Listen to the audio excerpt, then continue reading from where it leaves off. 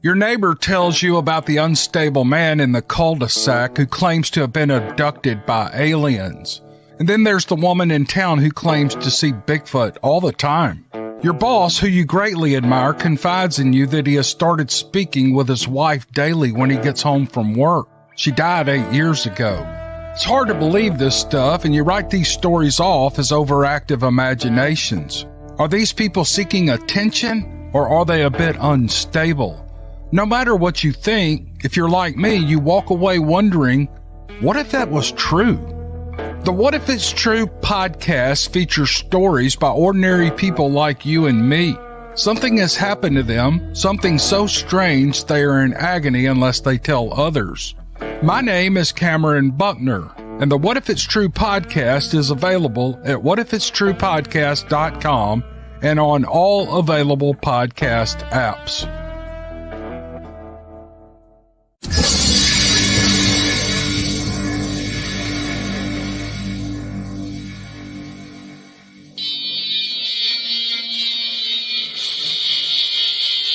Welcome to Beast TV.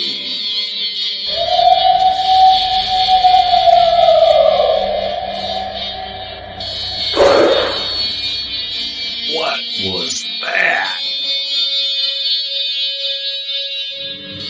You better get a fresh dip and buckle up.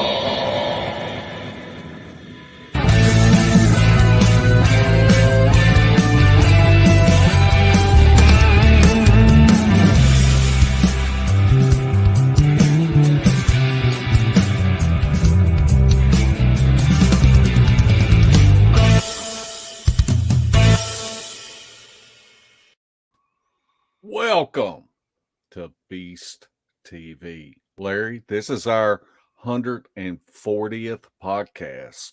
Holy crap. Yeah. And I can't believe they ain't kicked us off the air yet. I can't either. They ain't figured out how to do it, evidently. Yeah. But we want to welcome everyone to our show tonight. We've got some of our favorite people on tonight, and they are going to be talking about their experiences in North Georgia. And we just want to thank everybody for tuning in tonight. So we're missing one, and that's the talker. The storyteller. Yeah. So, Larry, just go ahead and introduce who we have. It ain't Greg. It's not Greg. I can't wait to get Greg back on here. I hear you. No, it's somebody great too. It's the Sisters of the Moon. We got Barbara and Sandy with us. How in you reverse doing? order. And Debbie's trying to get on, but she can't make it for some reason. Uh-oh. She might try using her phone. She said she was going to, but here we are. She might be driving to McDonald's. So, while we're waiting on Debbie, Barbara, why don't you tell us about what you did last weekend? Just this week, you mean? Yeah. Yeah. Oh, Debbie and I wandered down to Brown Springs with a friend of ours, Lisa, and we tried our best, but we didn't have any luck. But I did get chickers. Yeah. But I think we went down in that spot where you were at, Mark, but they just didn't come to us this trip. So, we don't always have stuff happen. That's true. Yeah. Did you know that place is where y'all were at is 2 miles from where the Tiger King Ranch is? Wow. I thought the Tiger King Ranch was up around Wynnewood. Well, they moved it. I didn't know that. Yeah, they moved it, and they had some big cats escape. Well, that's around what there. I heard. But then somebody else said, nah, that ain't true. Well, So I wasn't looking for any tigers. I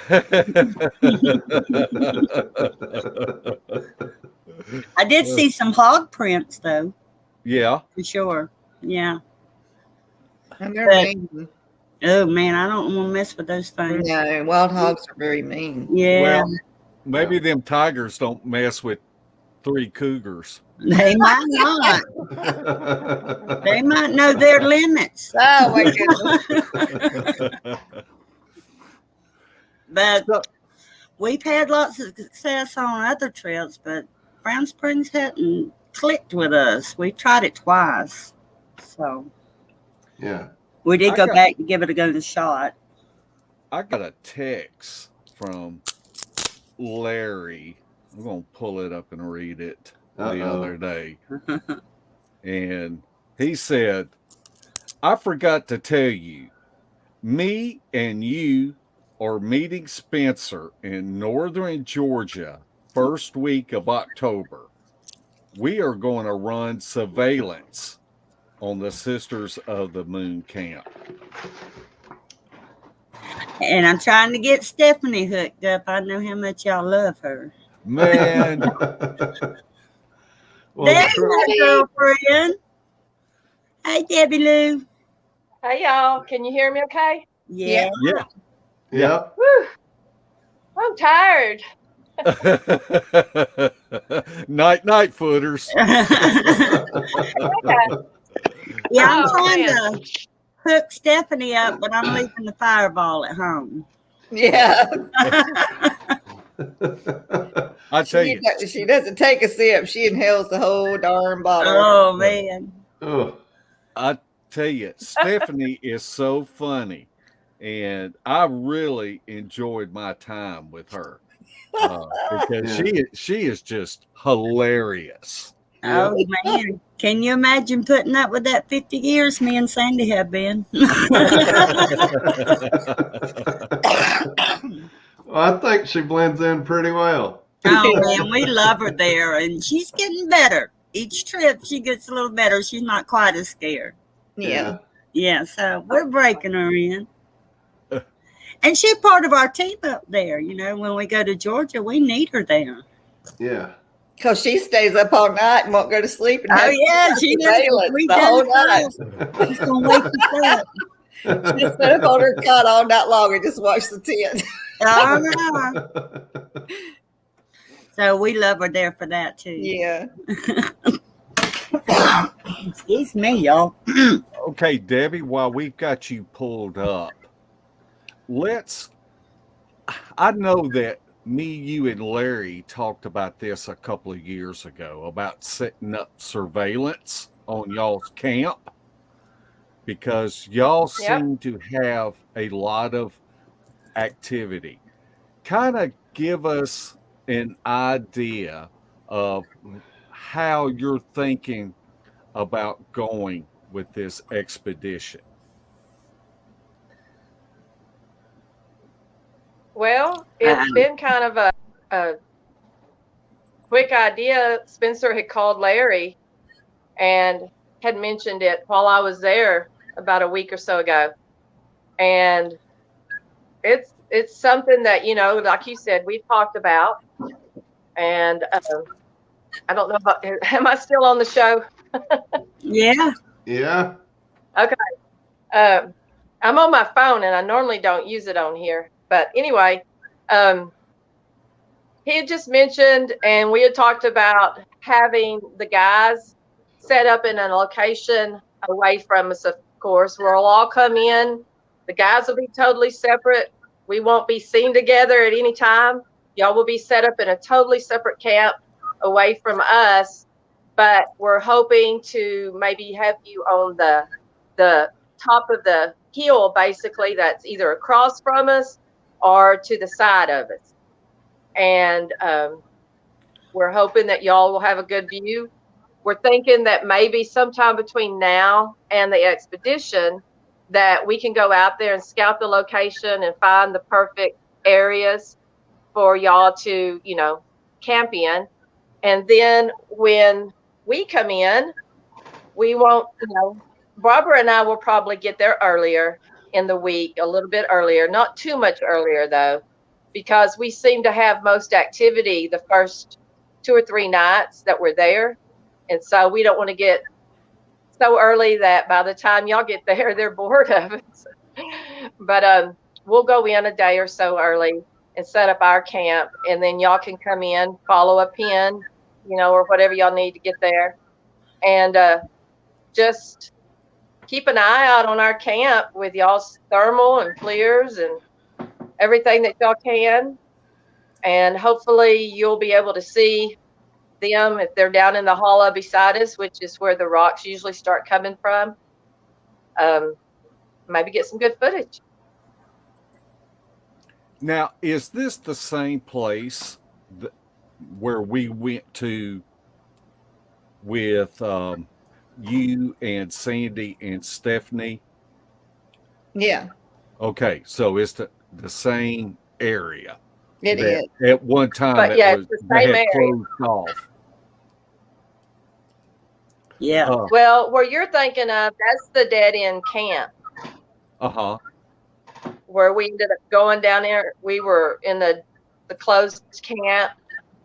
But when y'all were there, we couldn't get our spot because it was Labor Day weekend, which was a bad time to go anyway because there's so many people there.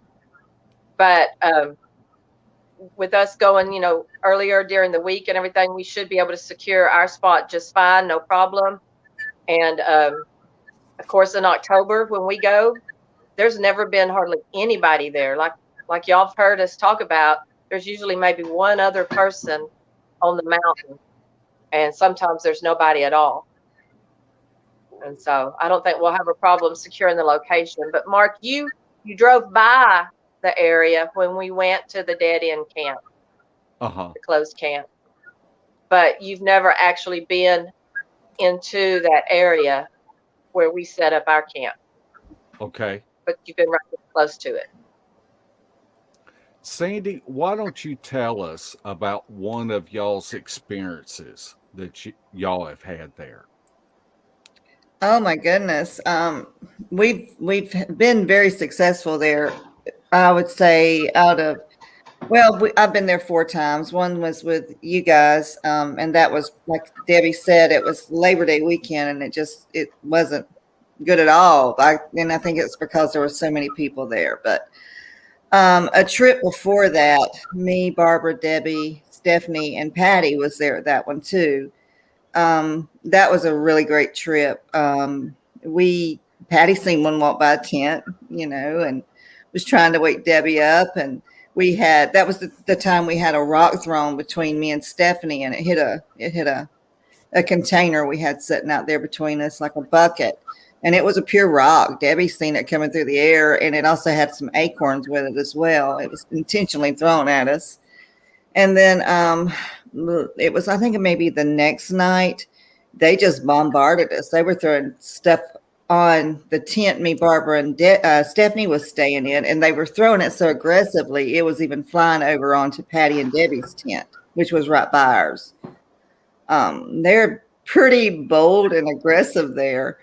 And I mean, it's just a very active place, but we went again this past March, and there was no greenage anywhere, any foliage for them to hide out, and it was a lot less active. So now we know not to go there early spring when the foliage has not grown back. Just go there in the fall when they have plenty still coverage to hide around, because they seem to be a whole lot more bolder. I think me, Debbie, and Barbara all agree that it's pretty much, we think it's juveniles, and we think mom and dad comes out way early morning, like maybe 5 or 6 o'clock in the mornings. And maybe they're out there rounding up their kids. I don't know.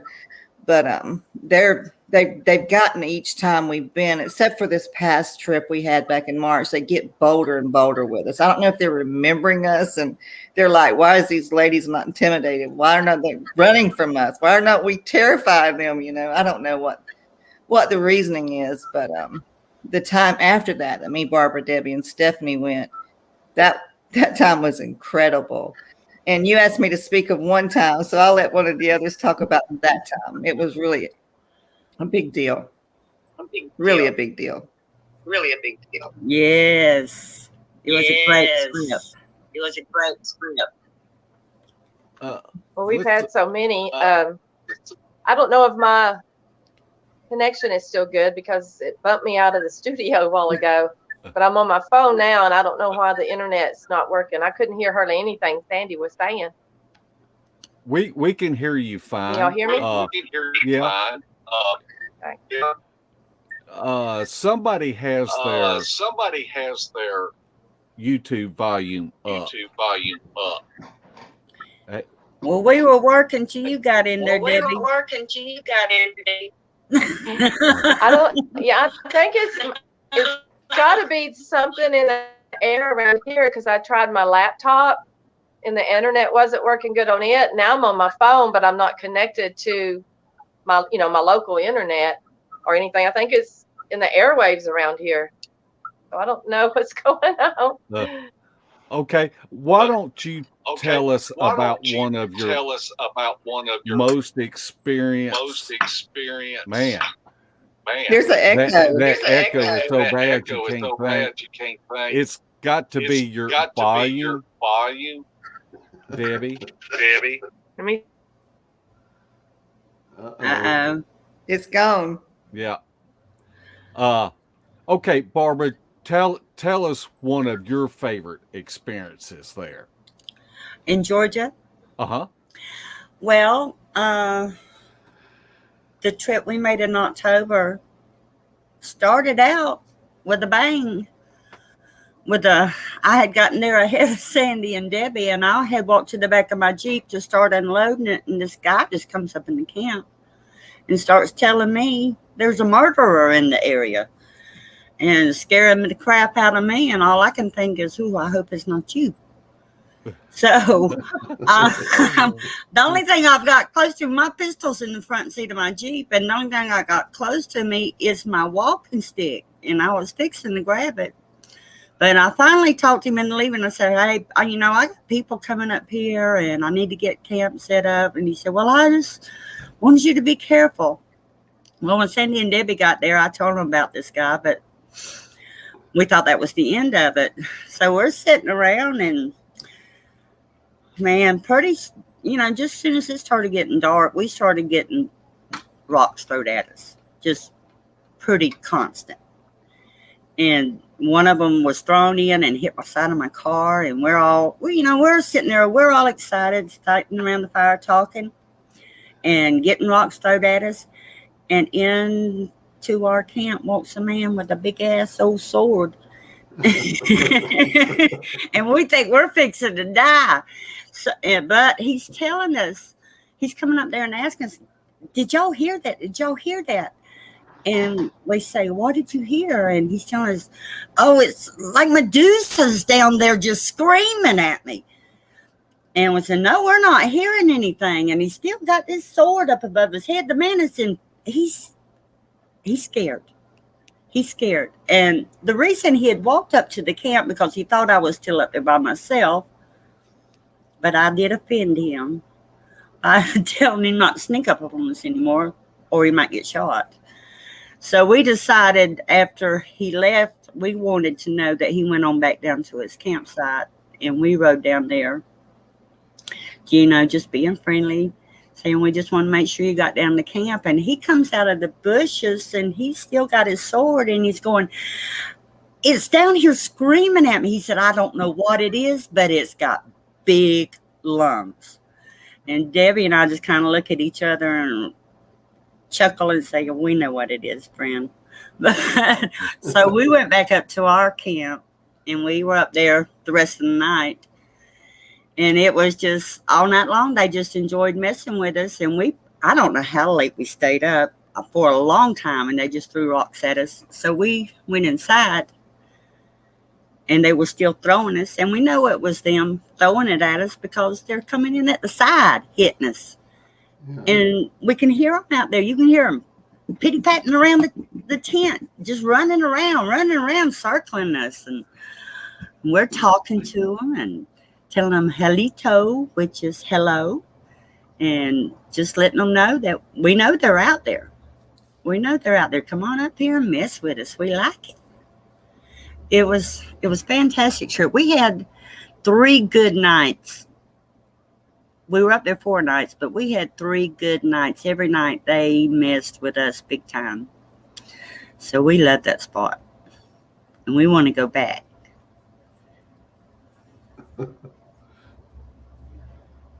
Okay, Debbie, let's see how you sound now. Can you hear me? We can. Better. Is it better? Uh-huh. Oh yeah. Okay. I'm sorry, y'all. It's all right. Other than the dude with the sword, tell us one of your favorite experiences. Up there in Georgia? At that camp. Oh my gosh.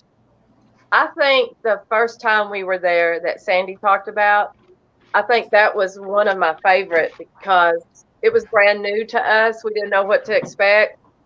And we did have so much activity that first time, which, we've had tons of activity each time, but that one was special because there were so many rocks thrown into camp. And I literally, saw the angle that one of them was coming from, the one that Sandy talked about, that I hollered. I said, rock, because it was coming right between Sandy and Patty's heads. And it got really close to their head. And it just hit that bucket, like Sandy said, that she reached down, picked it up from her foot. It had evidently just grabbed a handful of dirt and rocks and whatever else was mixed in there, because there was another pebble that came in at the same time, and it bounced and kind of rolled over under Stephanie's foot, and she said one of them hit her foot, so she felt it, but they all were kind of turned to the side and couldn't see it coming in, and I was at an angle to where I saw it, and it came from the back corner of our big tent, the one that Sandy and Barbara and Stephanie were in. Patty and I had our tent turned sideways where our doors faced the end of Sandy's tent, and her doors were 2 big doors with mesh and everything. So she left the siding, the inside of the tent rolled down, and we could talk to each other and see each other through the mesh of their tent and our mesh. But we had my patio cover that was on my tent awning coming out, and the mesh closed on the backside because we didn't want anything coming in from the back of the tents and then coming in through there. But at the other side, the canopy was pulled back, and we had a straight shot out into the front of where the fire pit was at. We couldn't see the fire pit because it was more to the left, but we could see the table that came off from the side of Sandy's tent. And as Sandy was saying, that first night, one walked right by, came up from behind and down the side, and went in front of both of our tents. And Patty was laying where her cot was. She had a direct view out that front door and towards the front of the area where it walked, and she visually saw it.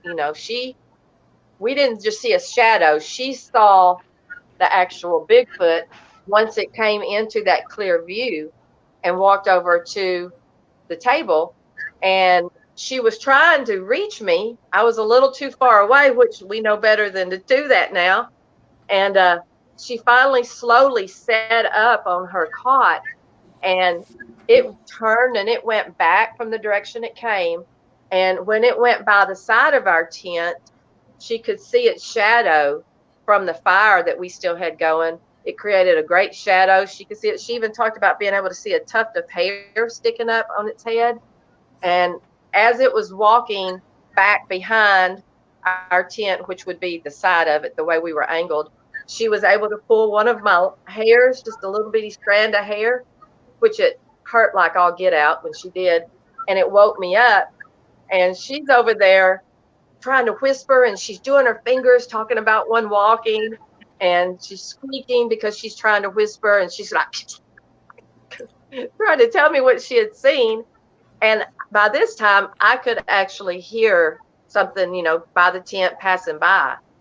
And so the next day, you know, she was telling us all about what she had seen. We knew the area that he'd come from. We had I had strung some black thread up because there's like a game trail that goes at an angle down from where we set our tents up. So we had a feeling, you know, something was using that trail, and we had hoped that that might be where a Bigfoot would come from if there were any there, because at that time we had never been there before. This was our first night. And so I had strung that thread across 2 trees going across that game trail. And I'm 5'8.5", 5'9", and I had my hands up as high as I could get them. And that's where that thread was. And so that next day when we went out there, after she had seen what she saw, and we had all that activity the night, you know, that night, but that thread had been broken. And so that was exciting. And that whole trip was just, it was new to us. We didn't know what to expect.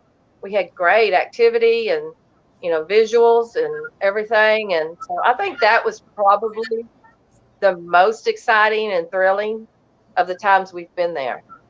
But I tell you, it's hard to say that, you know, pick it, because we've had so much good activity every time we go there. And this last time, you know, I'm not the last time, but when we went in October, after we heard that guy's pterodactyl scream and he hauled ass out, I'm sorry, after he left, tell him what you saw coming up on the tent, Debbie. Well, now that was creepy. When we're Bigfooting, I can't say that I've ever really gotten scared, because it's such an adrenaline rush, and I'm an adrenaline junkie, I guess. But we had, you know, oh my gosh, that first night, so many rocks thrown at us from all different angles. But we had set our cots up in a U shape, and my head was right next to the front door in the front of the tent. And at my feet was Sandy's head. And then her feet were going down. I mean, her body was going down the backside of the tent, and her feet were at Barbara's head. And so her and Sandy were basically could see out the front, but I had to turn my head, my left, to be able to see, you know, anything towards the front of the tent. And when that guy evidently hauled out of there, that kind of woke us all up some. And I had started hearing something out the front of our tent. And so I had turned my head kind of to my left, and so I could hear better actually out of my ears while I turned my head. But when I did, our fire was still going. We always stoke the fire before we go to bed. So, you know, we have a little bit of light out front in case something does walk by. In this instance, it did. Well,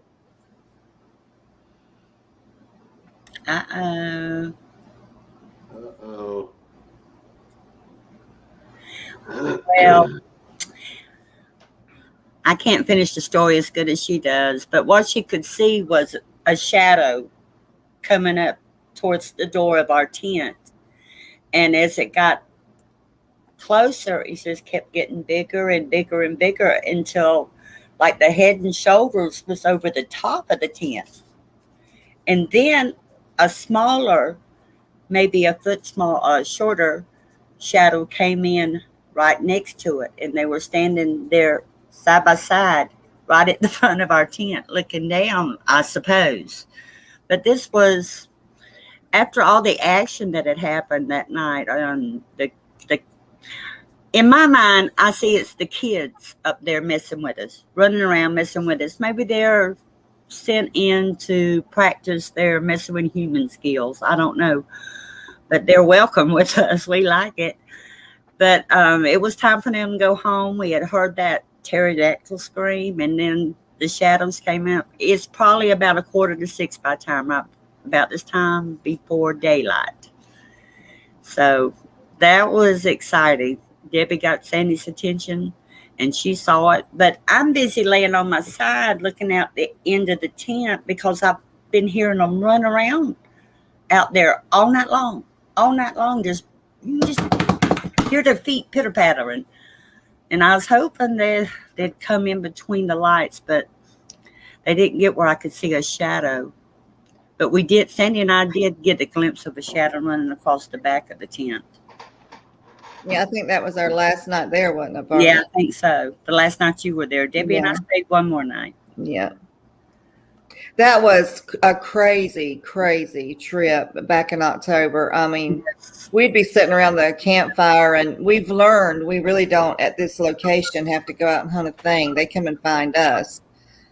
We play music, we act the fool, and we cut up, we act like we're people would think we were drunk the way we were acting out there, but we're just doing it trying to get their attention, and it obviously works there because I mean, Debbie was doing some live podcast, lives out there where people could watch us in action while we were out there. And one time she walked up to the tent area. We were by a campfire, and Debbie walks up to the tent area, and I kid you not, they were standing behind our tent, and they started throwing stuff over the tent towards Debbie. And I've never seen her move that fast in my life. Yeah, and they were blushing. But it was like that every single night. They were throwing stuff on our tent. They were, like Barbara said, we could hear them all around us. It's just like they were trying to intimidate us, and they weren't. And they're like, what's wrong with these crazy women? Why aren't we scaring them? But they don't realize that that's why we go there, is to try to get a glimpse of them. I've never been on a trip, and I've been to a lot of places with the sisters. I've never been to a place that was in October that was so active. Not, you'll have hit and miss. You might have a trip where you don't have any activity whatsoever, and then you might have 4 or 5 days there and one night of some pretty good activity. No, in Georgia in October where we were at, and there was hardly anybody up there. It was every single night. They did not miss a beat. I mean, every single night. We knew about dark they were going to start their mess, and they did, and they never let us down. It was very amazing. The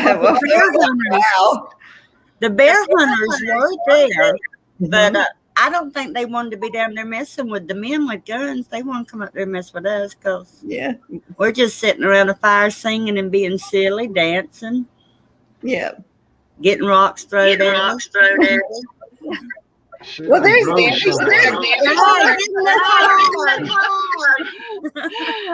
Hopefully this will work better. I don't know. It's we have rain and I guess a little storm, so that must be what's doing it. I don't know.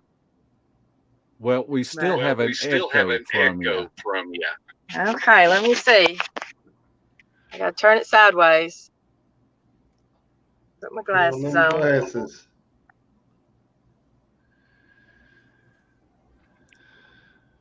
Was you about to say something, Larry?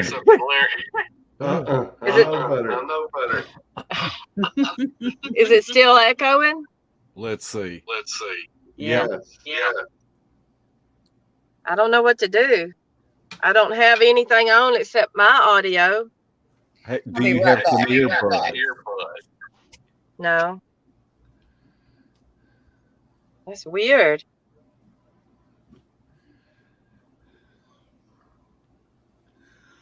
You got some headphones?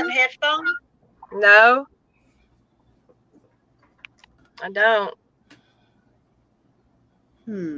Well, Mark, just mute her till she talks. Well, it just sounds so good. You need to hear it twice.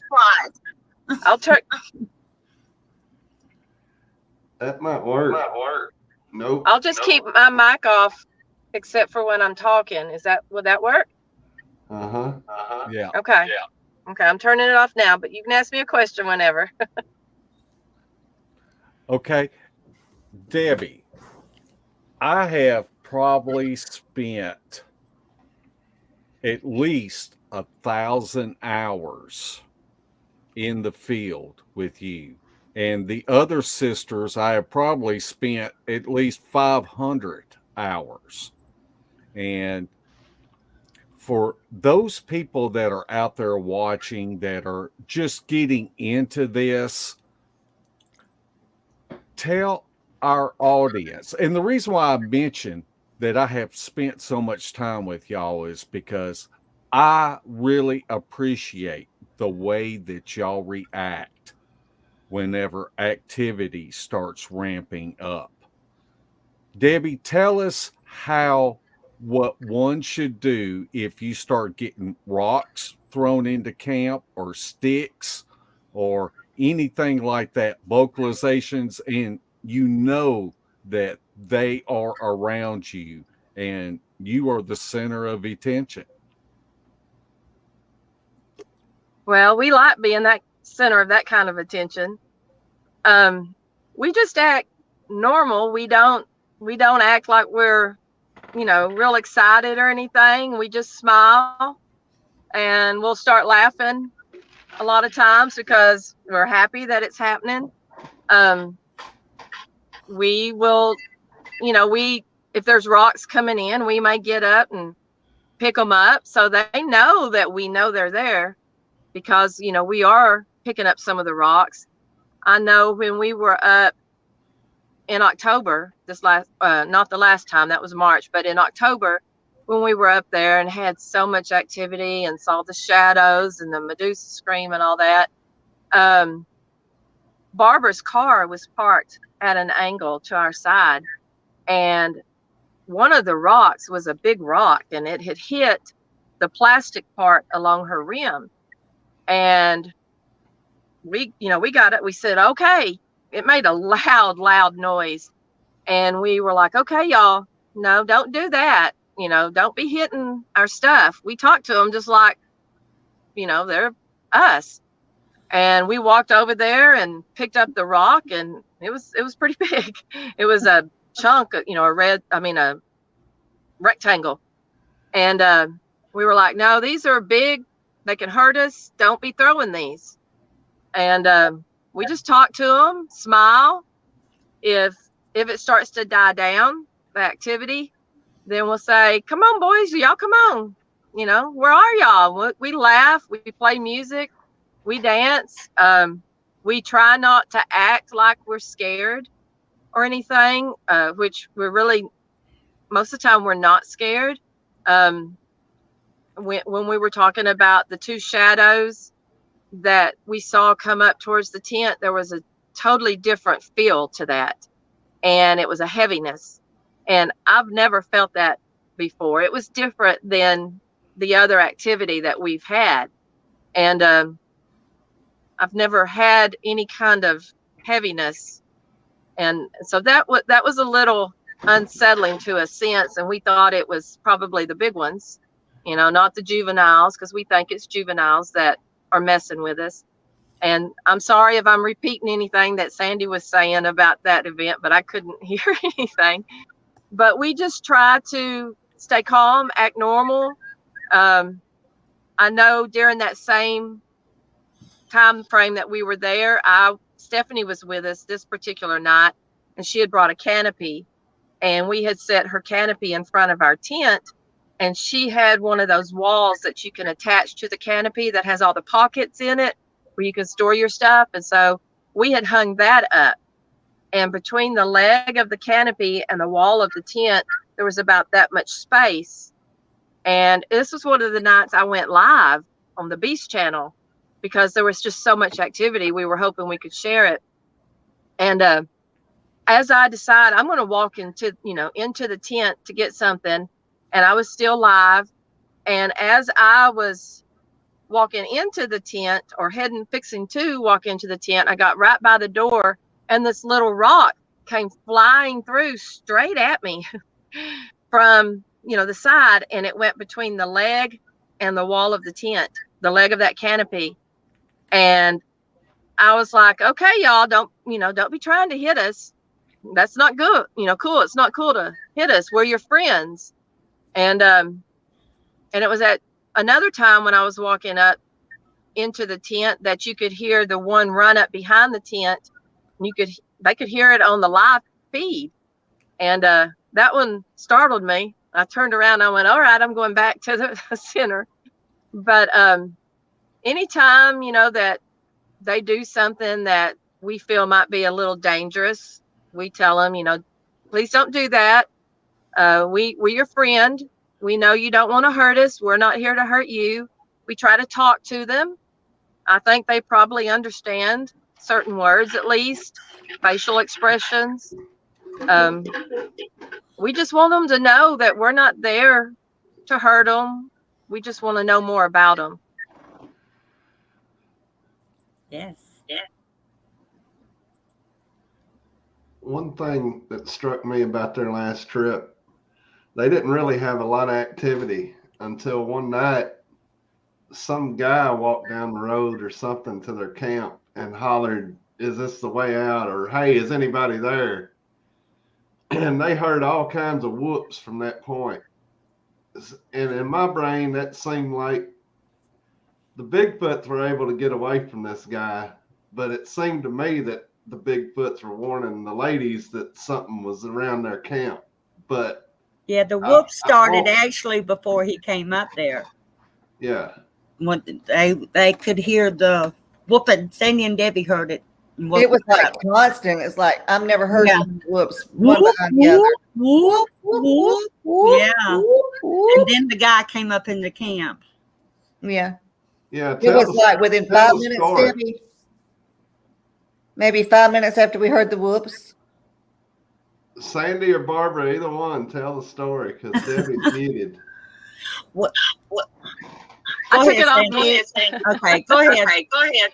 Oh, I was just going to say, Sandy woke me up, and she tapped to her ear, and you could hear it as soon as she woke me up. We could hear it was whoops, and like Sandy said, we had never heard anything like that. You could tell it was moving and running. It sounded like, and it'd be a whoop, whoop, whoop. There'd be a pause, just a little pause in between one, and we had never heard that before. And so she and I had our heads together, and you could tell it was coming from the back of the tent, but it was off towards the very back of the mountain where it drops straight down, which is a few hundred feet away from us. And so we're in tent and listening to that. And about that time is when some guy, which there had not been anybody on that mountain with us camping that day. And anyway, this voice from the front of the tent, pitch black outside. We had tarps covering our tent because it was so freaking cold, and we had storms coming, and the fire had gone out. It was pitch black out front. And here we are listening to these whoops because we're so excited because we didn't have any activity for the first probably 3 days that we were there. And we were thinking, well, they're not even around right now. And as we're listening to that, we hear just, hey, from the front of our tent. And we're like, we didn't say anything, but we looked at each other like, what the heck?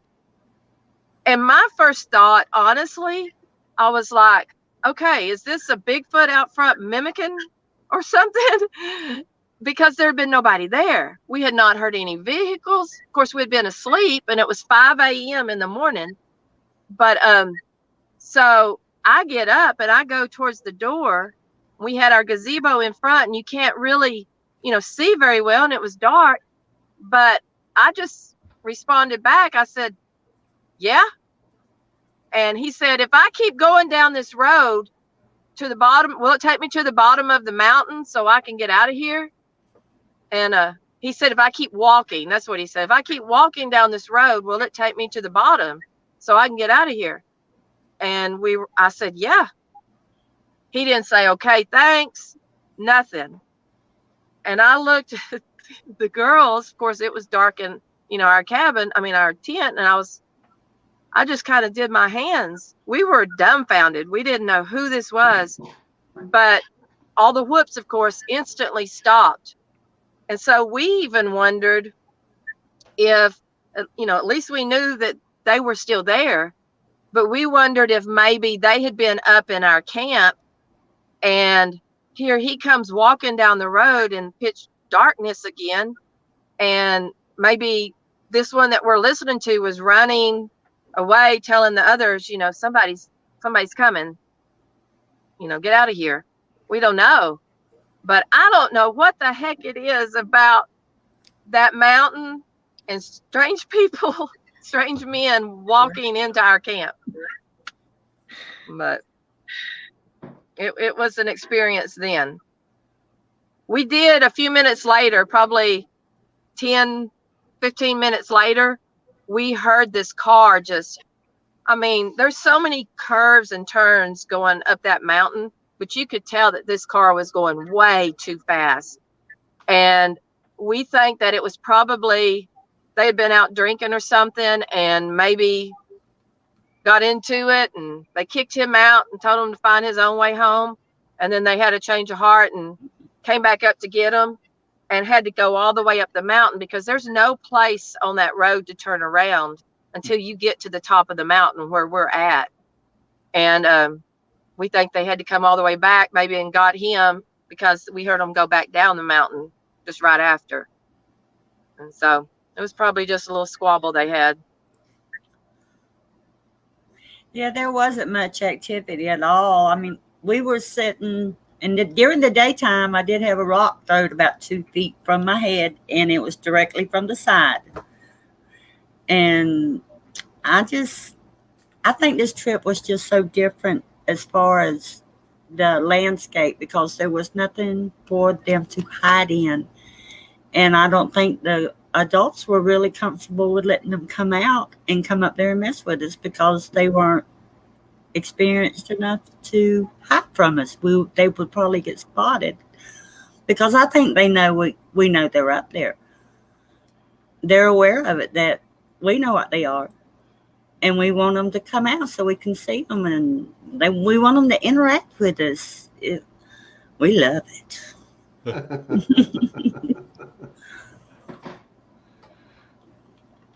So for the audience, let's go back to whenever y'all first came and went to the spot. What made y'all choose this spot without being specific of the spot, but just it in was general? it was because of me. I have a girlfriend named Sheila. I'm not going to say her last name. I don't have permission to, but she lives in the Blue Ridge, Georgia area, and went up there to visit her. And her husband's very much interested in the Bigfoot theory, and they've heard a lot of things at their own house there in Blue Ridge, and went there and visited her, and she was like, Sandy, she said, and her husband's name was Scott, and she said, me and Scott would love to take you somewhere that's supposedly really active. She said, it's about an hour and a half away from here. She said, would you like to go see it? I went, let me think about that. Yeah. And we went to the place, and she took me to the exact spot. She says, I've been here before with Scott. She said, we've been out here right at dark, a little after dark. And she said, we can hear Bigfoot howls across the valley, because there's like a valley area and another mountain across from us, or I guess you'd call it another mountain. It was part of where we were at. And she said, it's just amazing. She says, but me and Scott get scared and we'll go sit in his truck, or no, they had Jeep. She said, we'll go sit in his Jeep and we'll sit out there and listen to it. I'm like, okay. And I walked around, and one of the things I noticed when I was up there was even phone signal in that spot when there's not phone signal in other areas.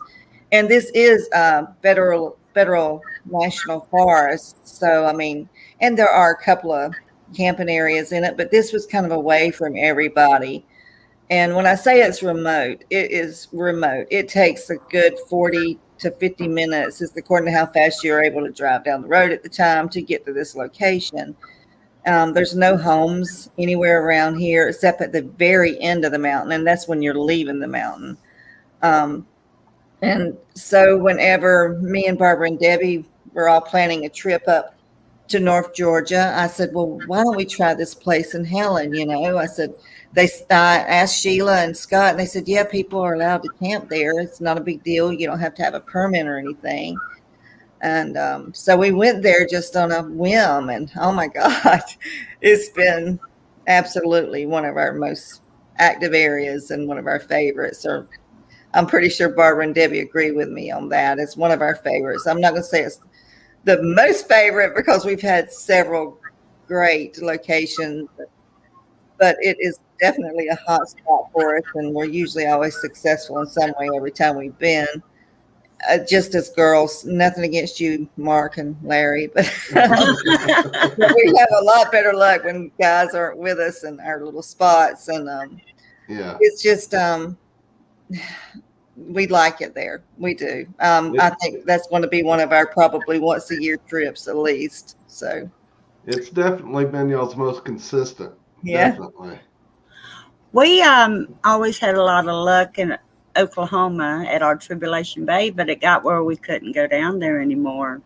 So, yeah, I mean, it was impassable. We could not get there, even through our little pig trail through the woods. We couldn't get in. But Georgia, if we go at the right time, we've learned when not to go now. But when we go at the right time, they want to play. Yeah. The next time, though, I'm going to rent a vehicle. I'm not driving the car there. Okay. Not the Mazzasquatchy? I'm not driving the Mazzasquatchy.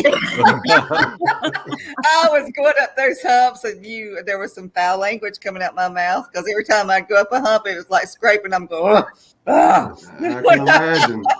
Yeah. But she made it. I made it, and I made it back down. Yeah. I have my own opinion on why when female researchers that go out by themselves seem to have so much more activity than when you have dudes going out. Barbara, why don't you elaborate on why you think that females have more activity?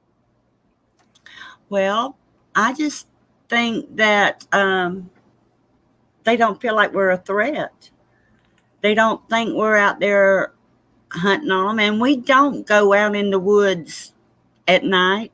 We don't do it. We don't go out there with the little headlights on looking for them because we don't have to.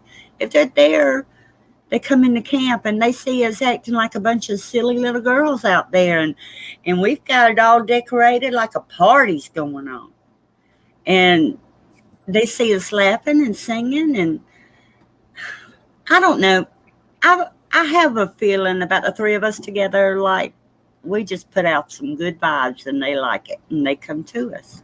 And I think most women do put out a peacefulness for them, that they don't have to worry about us, and they can pick on us and make us scream, and they enjoy that. They love it. We smell good. Sometimes. Okay. Dee Dee Harrison has a question, and she would like to know, do y'all go there at the same time of the year each time? We will from now on. Yeah. Fall.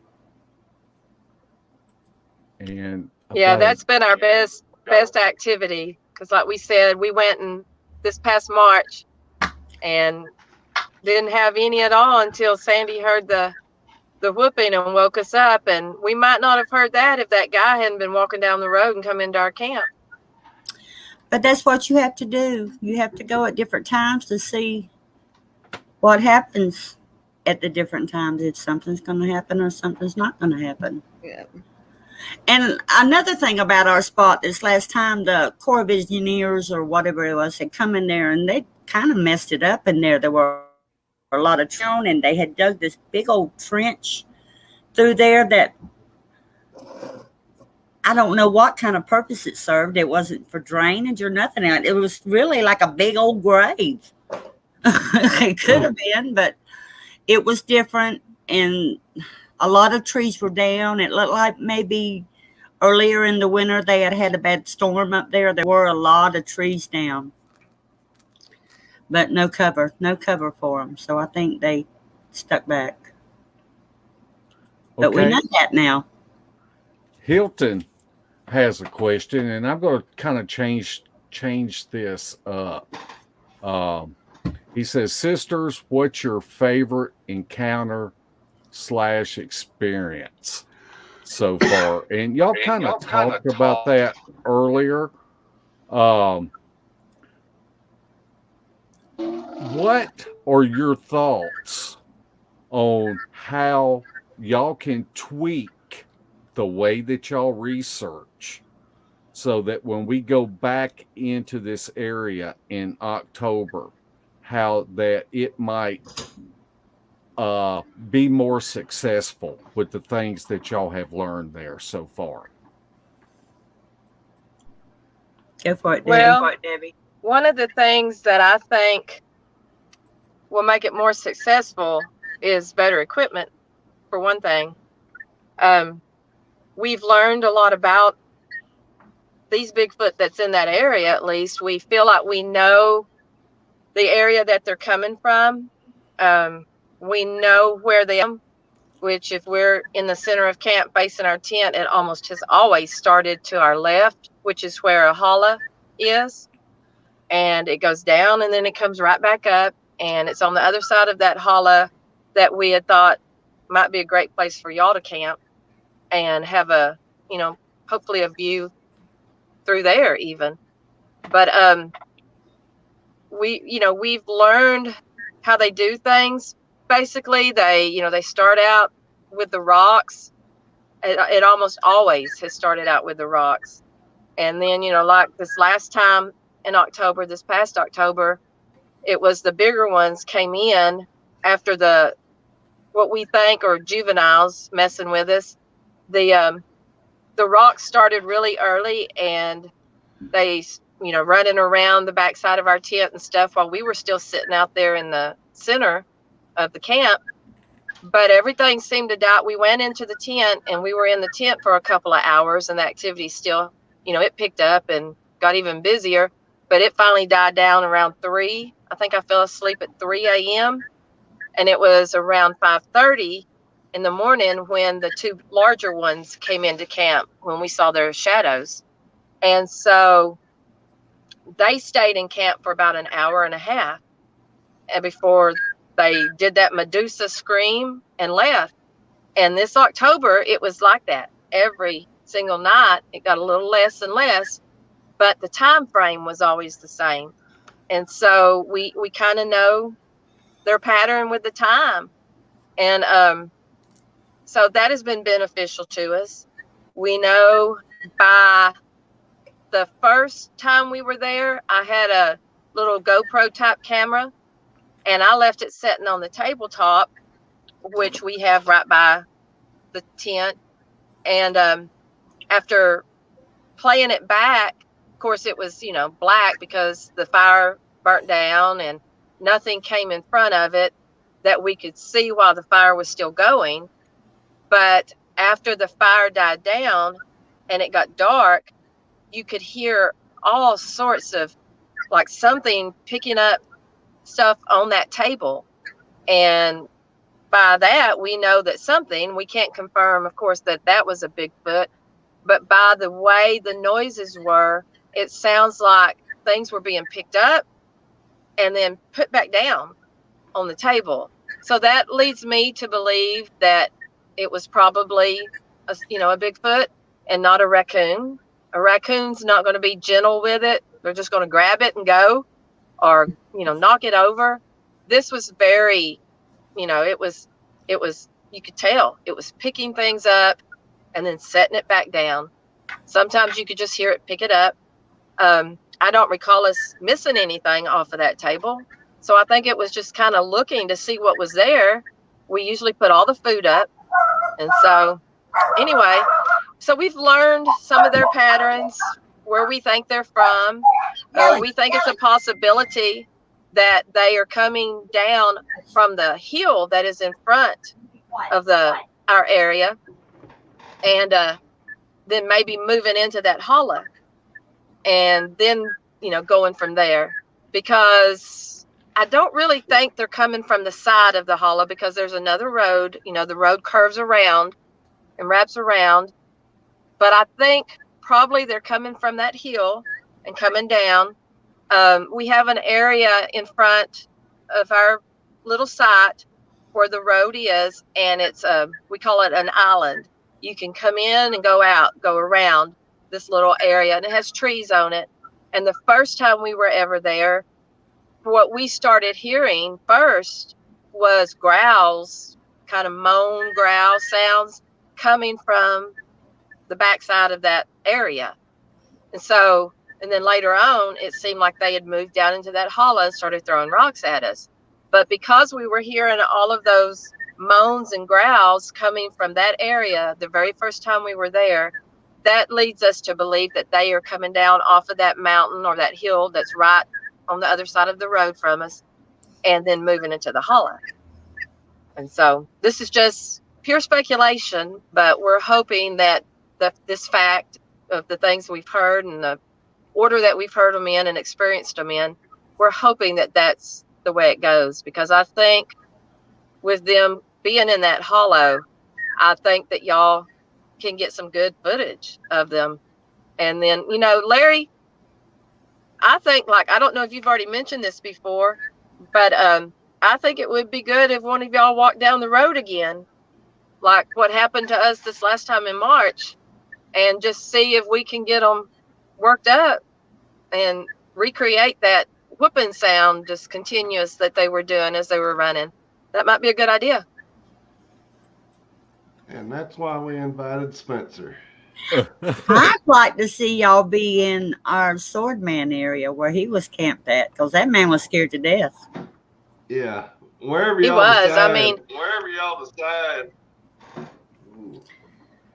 And that's not close to us. You have to go around, 3 or 4 good curves before we get down there to that area. So we're going to try not to, take away from y'all's experiences, but try to just catch something on the outer rim of the camp or something. But we're going to have a walkie-talkie with y'all, and we'll have one so y'all can let us know when something's going on or whatever. But we're not going to come to y'all's camp at all for anything, and we'll try to work out a strategy ahead of time. But well, we might can, because that campsite is the only place on that whole mountain that has a telephone signal, and people are always driving up there to that spot to use their telephone and sitting there. So it's not strange for people to stop in front of our camp while we're there. It didn't seem to, the activity might cease a little bit while they're sitting there, but don't run it off. Larry, somebody's got to feed us during the daytime. We'll meet you down at the restaurant. You feed us. Well, and if nothing, I was just going to say, if nothing else, we can come over to y'all's camp. Yeah. Y'all don't have to come to ours during the day and stuff. We can go down to y'all's camp. We can eat down there or whatever, and then go back to our camp, and hopefully the festivities will begin. Yeah. Or we can go down to the campground and have a picnic. There you go. By the falls. Yeah. Okay. Now, Sandy, Debbie has a good question. And this is something that we have all talked about, because you do need to be prepared. But she asked, do you have an escape plan if they get violent? Well, we always park our vehicles face out, right? There's not going to have to be no backing up or turning around. And we're always just a few feet away from our vehicles. What we've done on a couple of occasions when things would get a little bit hairy, I don't know if you remember, Barbara and Debbie, where me and Barbara both were setting off our car alarms, trying to deter things, we've had to do that, and it seemed to have worked. But that could be a great escape plan too. If we really got in some serious trouble, we always try to have our keys handy because, all cars now have alarms on or a panic button. We could hit that and possibly fire a shot up in the air as we're making our way to our vehicles, which is already facing to go straight on out. There's not going to be no backing up and turning around. So I guess that's the only escape plan I'm aware of that we have. What do you think, girls? Well, I hope we never have to escape. I do too. Pretty much what I was going to say. We're just prepared to get in our vehicles and get the heck out of there. Yeah. I know Eric Tipton told me something. We were just sitting around talking, and this is experience knowledge that he was telling us. And when you go into the woods, you have to be prepared that you may not make it back out. And that has to be something that you're always, that's in the back of your mind. And it may not even be Bigfoot related. That's right. It could be slipping off a rock edge, and what you need to do. You need to know where there's so many places that do not have cell phone signal. And that's something that you can do during the day, is to find these little spots where you can get a signal if somebody gets hurt.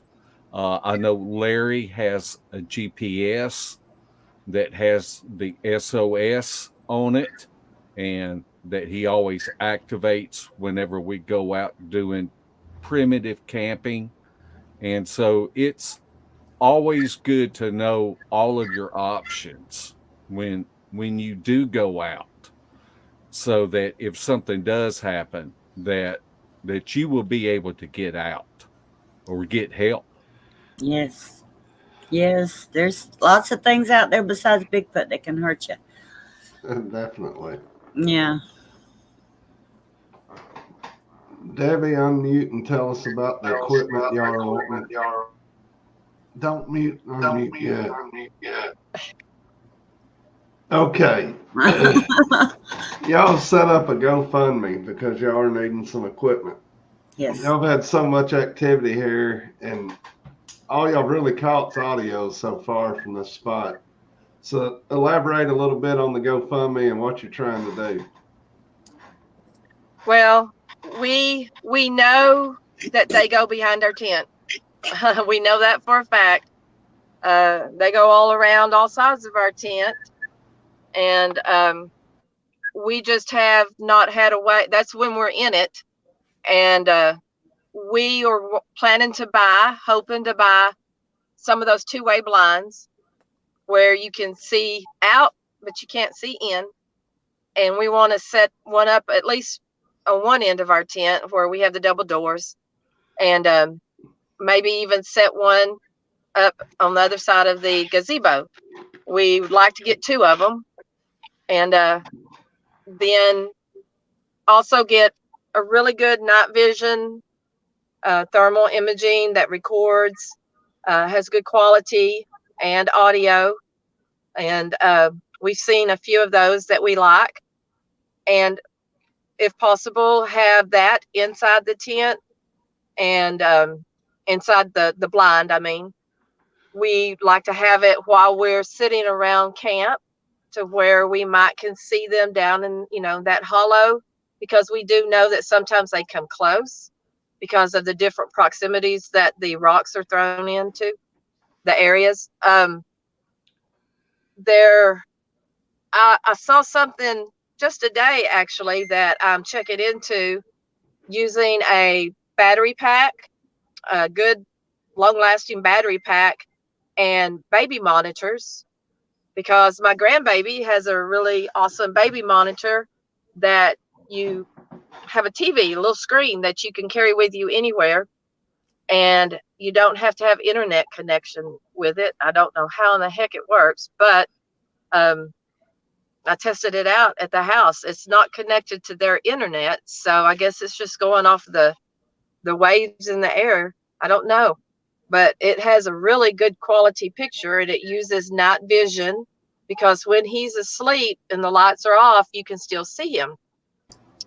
And so I'm checking into possibly getting, I know you can buy 2 of the cameras and up to 4, and those have to be plugged in. The cameras do. And so that's why I would like to get that big battery pack to have these cameras plugged into. And, even if we could just get 2 cameras, that would be great. And if we could get 4, even better. But we'd have to have 2 battery packs for that too. And so we could set that out and have that surrounding the area. We could even move that a little further out, because they're not very big at all. And we could get 2 or 3 and more cameras, the better.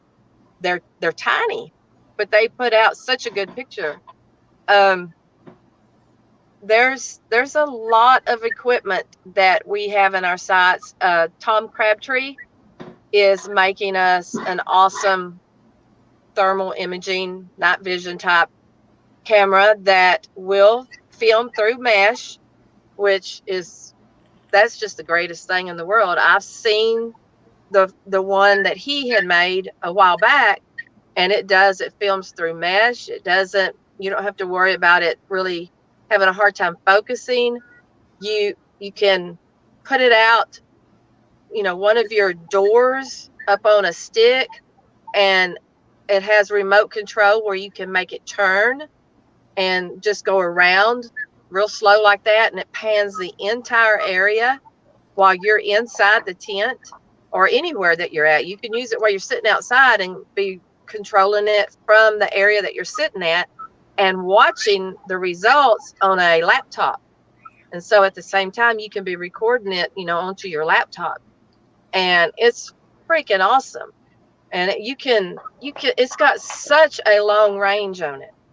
But anyway, we're hoping to get one of those. But, all of this together is going to add up, because just a good night vision, thermal imaging type of camera that records is not cheap at all. And then, the blinds, they're not that much in the grand scheme of things, nothing like the equipment. But then the battery packs that I spoke of, these are, they're not cheap. And then the monitors and everything, we'd like to get that. And then we'd like to get some better recorders. We've been using, your simple Sony recorders. The gibberish was recorded on an Olympus, from Walmart. I have a Zoom. The Zooms aren't as easy to use, I don't think, as maybe the Tascams. I'd like to get Tascam. And then Monongahela told me last night what type of microphone to get. And I like to have, some parabolics even with the good mics, because there's a lot of whoops and stuff that we hear, and who knows what all we could pick up with that.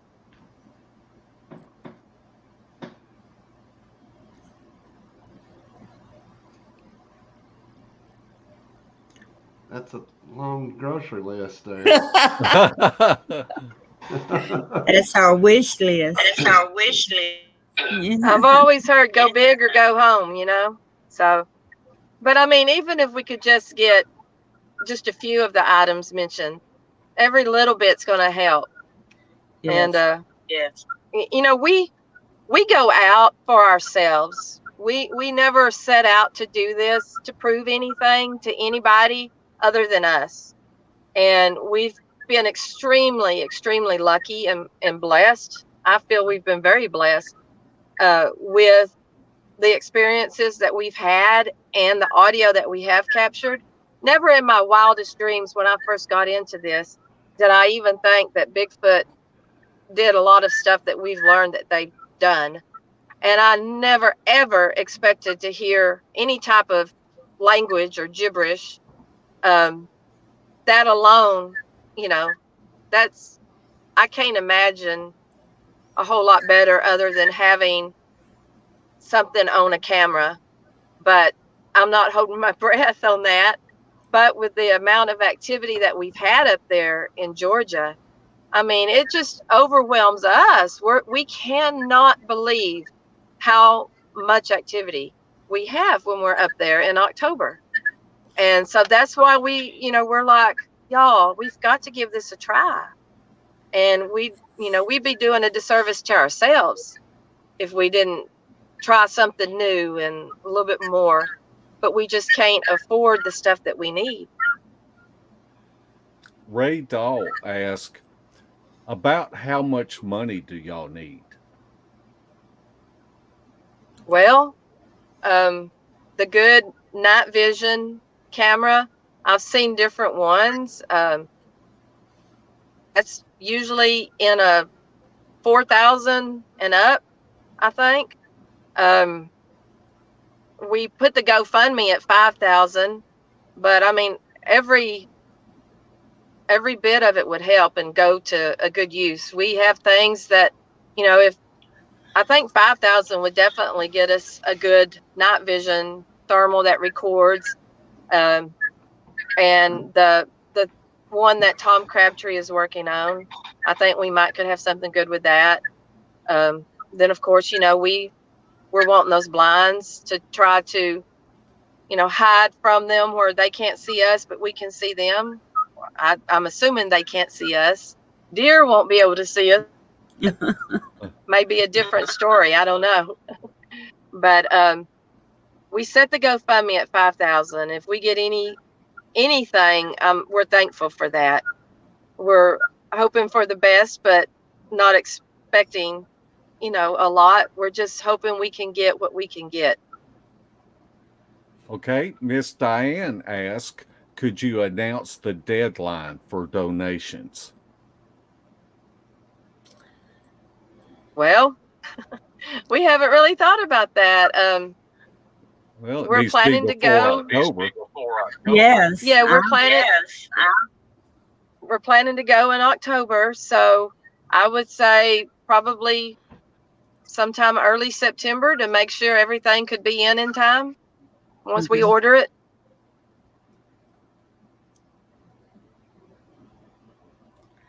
That'd probably be good. Yeah.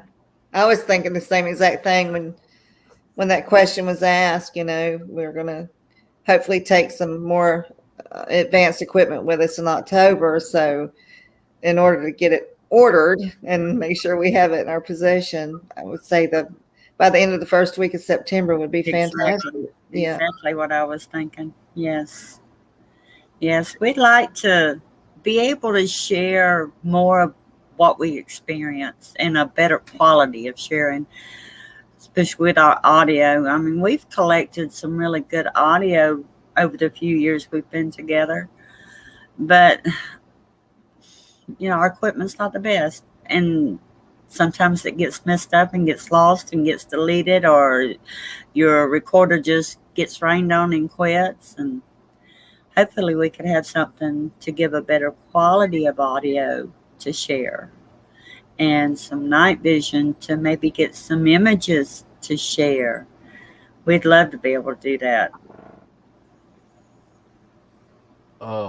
Let's see. I'm trying to find something here. Okay. Paul asked, do y'all have a PayPal account? He doesn't do GoFundMe. They want a credit card. Okay, Paul, what we do is I will pin at the tomorrow morning at the top of this video Larry's PayPal account, and so we put that up on every show for people that want to help us out. Of course, we have never asked for money before, but some people ask us how they can help. And so we do post that. So you can go to any of our videos and it will be pinned at the top, Larry's PayPal account.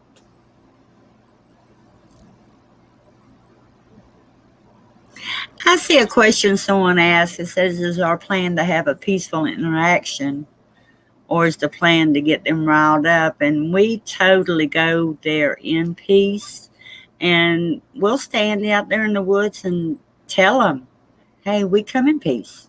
We come here to be your friends. We just want to learn about you. We want you to feel comfortable about us. We have no intentions to make them mad, not on purpose. No. And when we I don't go, want to deal with And they, they've been good to us. We've never felt threatened or anything. Of course, a lot of people will see rock throwing coming in between your head and as intimidating. But I think they want to see what they can get away with. I think if they wanted to hurt us, they could do that easily. They could hit us easily. And not once has any of those rocks ever hit any of us. That one did come close between the two heads, but it came right down through the center. And it hit that bucket. It landed at an arch and went down and hit that bucket that was in front of their feet. And I just don't think this group, at least, wants to hurt us. Now, I'm not saying that there might not be some out there that would, but we've never felt threatened at all, no matter where we've been. It was a different feel when the big ones came in this last, back in October, but they didn't do anything. It just had that feel to it. We knew it was not the little ones, or the juveniles rather, what we thought were the juveniles. It was just a different feel, but they didn't hurt us. They walked around, checked things out, I suppose. And before they left, they did that Medusa scream, like that guy called it, and that's what we're calling it. And they did that for several nights. Now, Sandy, Pammy has a question, and she asked, how did you ladies first get together and decide where you would go camp? You mean before Georgia? I'm assuming. Yes. Goodness, that would be Barbara and Debbie met before I got in the picture. Actually, the first time I went camping with my sister, it was comical. I was petrified. My sister sometimes will play those videos on Facebook just to give everybody a big laugh. But it was actually Barbara and Debbie, because the first time I went out, so-called hunting Bigfoot, I had made a video after that trip. I was never doing that crap again in my life, ever. And I didn't even see anything. Nothing even happened. But I'm like, oh no, I don't want no Bigfoot coming up around my tent. I was like, are y'all crazy? You want one to walk around? But anyways, to make a long story short, I'm past that now. I'm actually very calm out in the woods, thank God. I got a grip and decided to give it another try, and each time it got better. But Barbara and Debbie actually got together first. I joined forces a little bit later on. So you might want to ask them two chicks. Okay, Barbara? Well, the very first trip I didn't make, and they went up to the killing field areas as part of an expedition with other people. But we're going to camp separately from this group. Well, the other people didn't show up. And so the Sisters of the Moon decided they were going to camp anyway. They were going to try to see what would happen. And that's when Debbie found the killing field, and the incident with the chimes happened. And it's a really good area, but that was the first place, and that was in Oklahoma. Debbie? Yeah, that's how we all, ended up. We got lucky with that area. And, but when we decide to go camping in new areas, I don't know if this is how the question was referred to or not, but, we look at topo maps a lot for the area that if we've heard that there's been Bigfoot sightings or whatever, we're going to try to go to some of those areas. but we study topo maps. We look to see, the lay of the land, where the creeks run, rivers, lakes, all of that. If there's high ground and low ground, and, what it looks like if there's, if it's accessible, a way to get in. We just, go by where we know that there's been Bigfoot activity and heard about it. And then we try to find a spot that we think will work for us to go to and hopefully, have some Bigfoot activity in that location. I don't know, Debbie and Barbara, if you're willing to share this or not. So just say yes or no. But I think it would be really neat for people out there to realize a really crazy bond that the three of us have. It's all referring to a dream. Do y'all feel like sharing that, or should we just leave that alone? Go ahead. We're close. Yeah. Well, we really think that the three of us are together for a crazy reason. I mean, me and Barbara are together because we have absolutely no choice. We're sisters for real. But Debbie is like a sister, definitely, to us. We don't know what we do without her in our lives, and thank God she's part of us. But me and Debbie was talking back in March about, I think Debbie brought it up about a dream that she had about being underneath a house with cinder blocks on it, and that there was creatures walking around the house. And when she was telling me about this, I just looked at her like, you have what dream? And I started describing to her my dream, and to come to find out, I'd been having the same dream throughout my whole entire life. I've had it multiple times, and so has she. And then Barbara's like, what are y'all talking about? And lo and behold, Barbara, my sister, Barbara, she's had dreams incredibly similar also. And I know that's weird, but I think the three of us are together because we're supposed to be together. It's just unbelievable, the details of this dream that we've had repeatedly, all of us throughout our lives, creatures walking around this house. We could see their legs as they were walking around our house, and the feel of terror. And we were underneath the house. Like we had crawled underneath the house, all three of us trying to get away from these creatures, but we were all dreaming this at separate times, not knowing that the other two were having these dreams. I know it sounds completely crazy, but this is really things that we've endured and didn't even realize it till it just came up one day when we were talking. I don't know. Because we were talking, we were sitting around the campfire.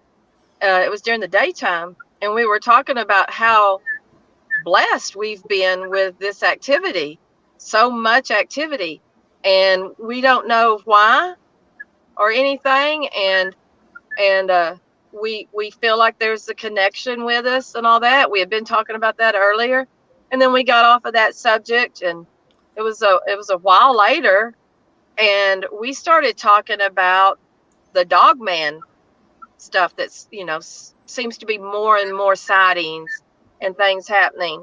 And I've always, honestly, I haven't wanted to believe that there was a dog man. And that's kind of how we got on this subject too. We had already been talking about how we feel there's some connection between us, and maybe Bigfoot can pick up on that. We don't know. And, we've just been very blessed. But then when we got off talking about the dog man and stuff going, everything going on, I said, I don't want there to really be a dog man. I said, but there's so many sightings.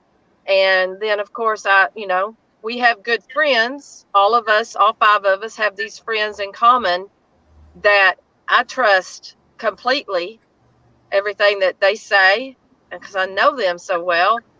And there's photos that they have that show something on there that I never wanted it to be real.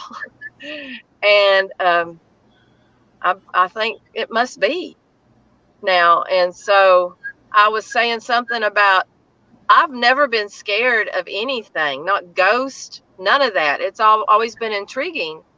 But I've always been scared of werewolves and, the thoughts of werewolves and the movies that we used to watch when we were younger. And that scared me. They were bad costumes in those movies, but it was still scary. And so this whole dogman thing scares me. And that's what I was saying, that I used to have the same reoccurring dreams. I had several different types of reoccurring dreams. And I found out later, after I found my biological family, that one of those reoccurring dreams was connected to my sister, my biological sister. And that just blew me away. And it was then, 30 something years ago now, that I realized that these reoccurring dreams that I had maybe had some reality to them, that they just weren't dreams or nightmares.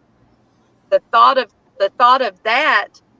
those reoccurring dreams that I had being real, that kind of scares me now, because I always had this dream about werewolves being outside my house that I lived in when I was a little girl.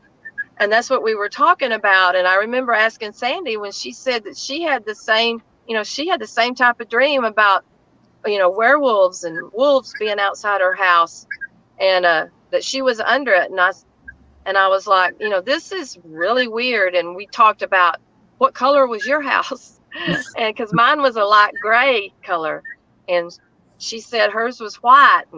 And then we got, were you under the house or were you up towards the front porch? Because I had two of those types of dreams. One, I was under the house looking, I could see their feet as they circled my house. And the house was up on cinder blocks.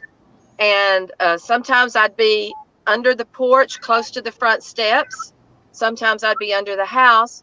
But then I also had another dream where they were outside the house, but I was inside the house, and I would go around from window to window looking out of the house, following them as they were circling around. And so in talking, with Sandy about that, and then I hollered over at Barbara, and, I asked her, what color was the house in your dream? Because she had said, that she had that same type of dream.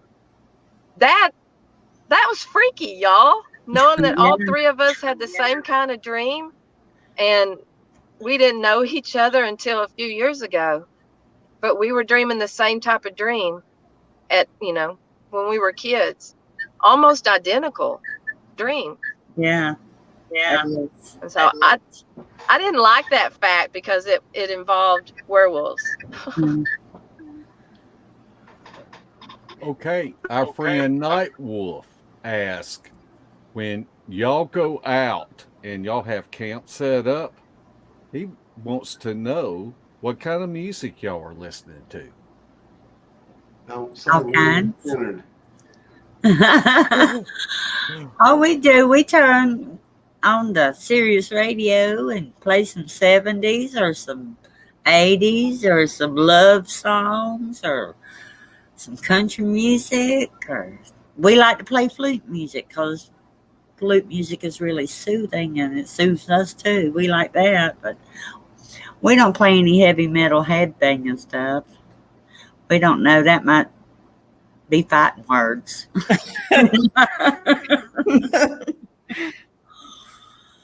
And just keep it mellow and upbeat. Something that makes us get up and feel like dancing. You know, we do dance. We do dance. Yeah. You know, one thing we never tried, ladies, I think we ought to try it. What's that? We're always upbeat. We need to go out there one night and pretend like we're all crying and see what happens. That's a good thought. It really is. Yeah. See if they respond if they think we're really sad. I think they do. That's a good idea. Yeah. We have tried, Barbara, you remember, what we named that old mannequin type? It wasn't a Oh, shit. She it. Not She it. yeah, she it. She it. It's like SHE and then space it. Yeah, she it. Yeah, we I put it remember around. that. Yeah. Let's see. Forrest has a good question. And he asked, do you ladies know they are around by the smell, or are they just verbal? And it could be other things too. I don't know. In North Georgia, sometimes going around hills and things and mountains, we would smell like a skunky smell, but I don't know if it's that skunk weed they call it up there that we're smelling, or if it's actually a creature. But most of the time it's by actions and vocals that we hear. I don't think I've actually ever smelt anything that smelled like sewage or just really horrible smell like I've had people describe. I don't recollect smelling anything like that at any point. No, I haven't either. I've never smelled anything other than ourselves. But like Sandy said, you can smell going up the mountain a very skunky smell in certain locations. That's Slade Monk. We've wondered. Bless his heart. You be nice to Slade. But no, I've never smelled anything. And they've been, really close to our tent, and we've never smelled anything. No. We smell the skunk weed a lot up there. And who's to say they don't roll in it? I mean, I guess we could possibly smell them every now and then. We've never smelled the skunk weed in our camp, though, and so. No, very little. Nobody said nothing about no weed, Debbie.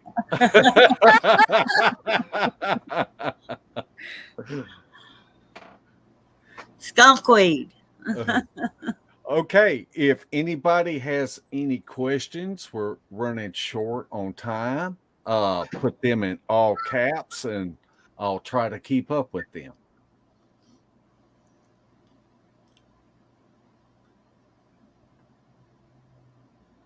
Have you got a question, Larry?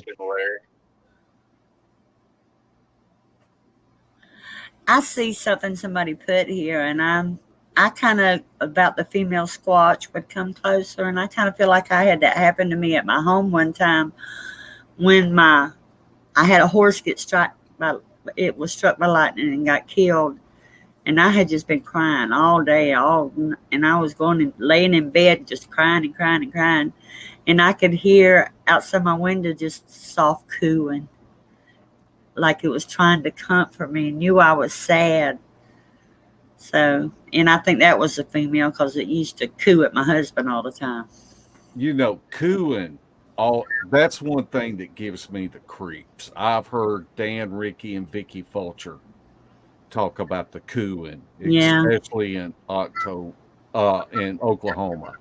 And that's just creepy. And I know one time me and Vicky walked down the road and we heard some cooing.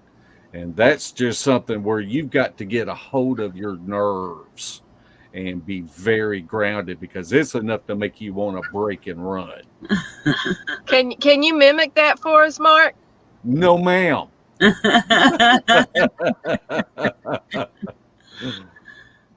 We've heard like we call it a moo sound, like cows mooing, but when you listen to it on the recorder, it sounds more like not really a moan, even though we've heard like moan sounds too. And, but it's kind of a deep, like it's coming from their chest, just a, type of noise. But when you're sitting there listening to it, your mind instantly goes to a moo sound. We've had tons of those. We had in Arkansas, we had a whole night of it, and I've got a whole recorder full of it once we got back to camp. But that was kind of they mimicked the donkey time too. Remember, Debbie? Oh yeah, the donkey.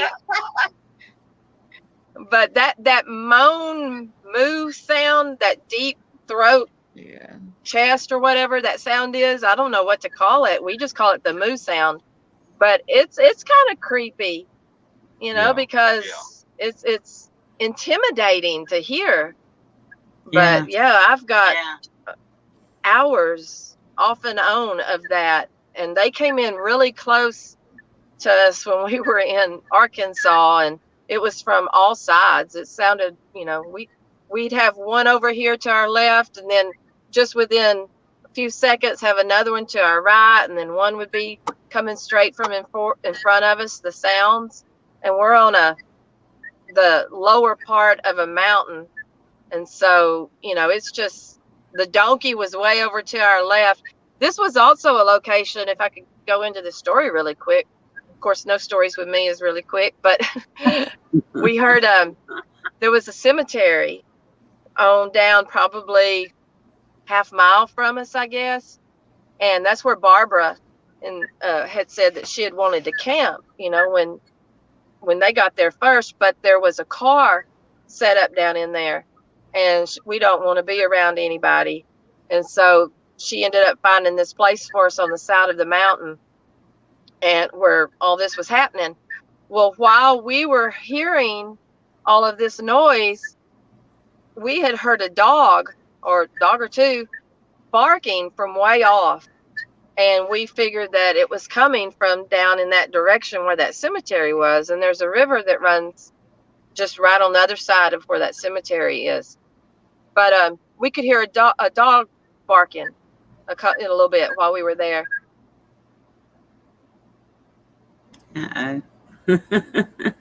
Okay, Forrest has a question, and he asked, have you ladies ever witnessed Sasquatch do the spider crawl? I think Sandy saw one time at my house doing that. Yeah, it was all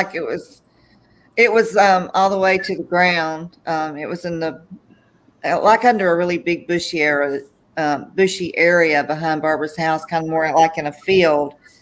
And it was a dark figure, but there wasn't really enough light where I could make up detail, but it was a big figure, and it looked like it was flat on the ground, going like moving in backwards, not forward, but backwards, like it was trying to scoot up underneath the brush. Okay. Because I asked Barbara, I said, do you see that? And she did not. It was just out of the light that the big barn light was putting out. It was just right on the edge of it. They wouldn't come up in the light. Yeah. Okay. Jeremy Scott asked, have you ladies seen any orbs? Yeah. Tell us about it, Sandy. Where was we at? The big thicket?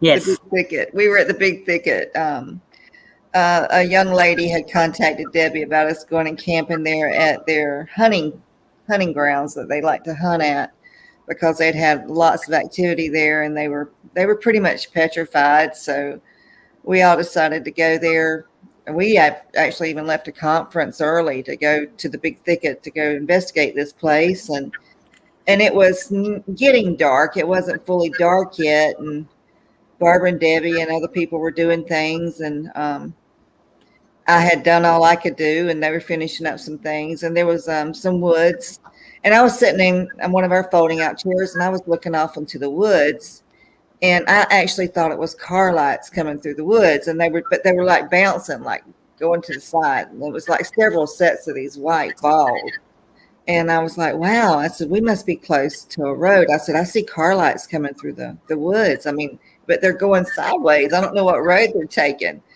They're going in that direction, but it's like the car's bouncing or something, because these lights are just going up and down on their vehicles.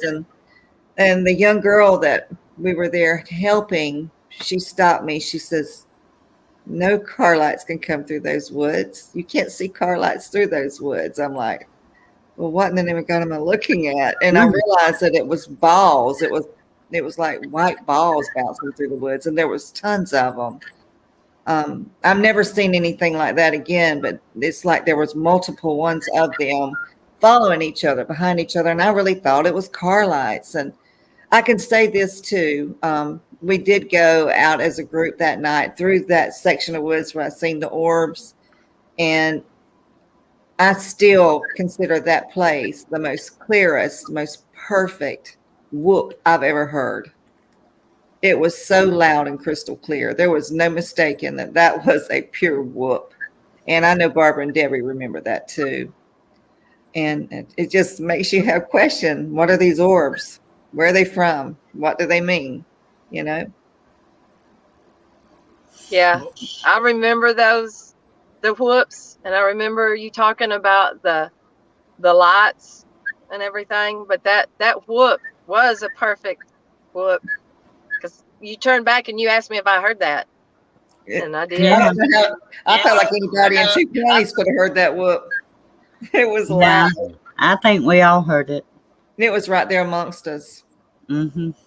Okay. And then Mark, do you remember when we had gone out? It was me and you and Larry and Dan, Ricky, and I don't remember if Shelly was with us or not, but we were at the location where y'all had recorded those 13 howls that y'all have. And you had walked down, you know, kind of this little road to my right, and I like knowing where everybody's at so I can kind of keep up with everybody, so we know if what we're hearing is one of us or, you know, something else. And I saw you walk down to my right, and I was looking at you because it was dark, and I was trying to keep an eye on you. I want to know where everybody's at too for our own protection. But I was looking in your direction, and there's, you know, we're surrounded by trees. There was a little bit of a field in front of us, but to the right, I could see a tree line, the top of the tree line. Those trees were darker, and then the sky above it was a little bit lighter.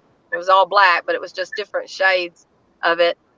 And at the top of this tree line to my right, I could see this ball of light, and it was white when I saw it, and it was slowly moving very level right along the tops of those trees. And I remember thinking, that's not a plane, because it was too big to be a plane, you know, an airplane. And I'm watching it, and it's moving slowly to the left along that tree line, never changed speed or height, the level, but it started changing color, and it got a little ways down, and it turned into like a light pink. It just slowly, gradually turned, you know, from white to pink. And by this time, I got Larry, and I was showing him, and I said, do you see that? And we were talking, we're like, that's not a plane. And we watched it change from the light pink into a red. And by the time it got to a red, it had gotten to the end of that tree line. And then another tree line was coming back to the left of it, which would have been the trees that were directly in front of us on the other side of that little field.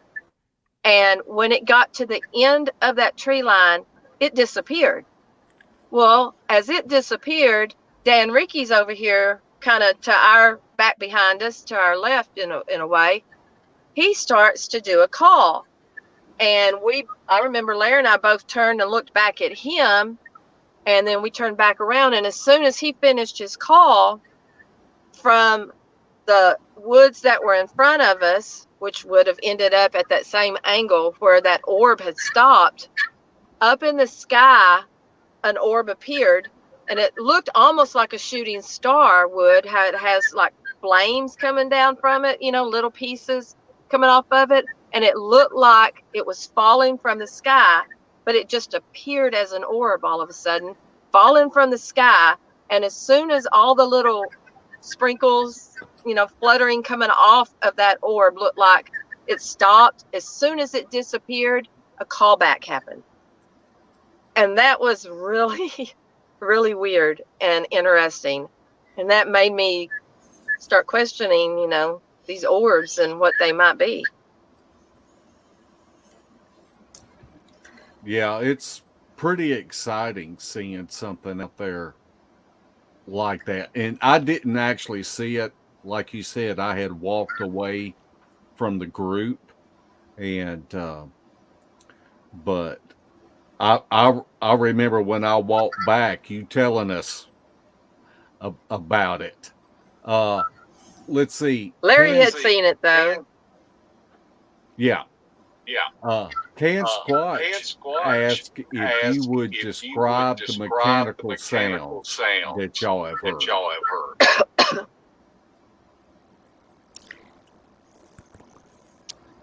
You're muted. Unmute, Debbie. I didn't hit it hard enough. The first time I ever heard any mechanical sounds was at our Tribulation Bay location where we recorded the gibberish. And it was the same night that the gibberish was recorded, but or just earlier in the evening was when the mechanical sound started, and it was coming from the wood line. And at one time we heard what sounded like a motor sound. And then another time it sounded like a power saw and coming from, out there in those woods, just right in front of us. But it was coming from the same exact location, as everything else that we had been hearing. The mimicking of the animals, the different animals we heard that night. But the motor sound, we've heard that in several different locations. We've even heard it up there in North Georgia. The power saw sound, I haven't really heard that anymore, but it was pretty weird. And at that time it would be a power saw sound, like the saw coming down, the blade coming down, and then it would go into a whoop. And that was at Tribulation Bay.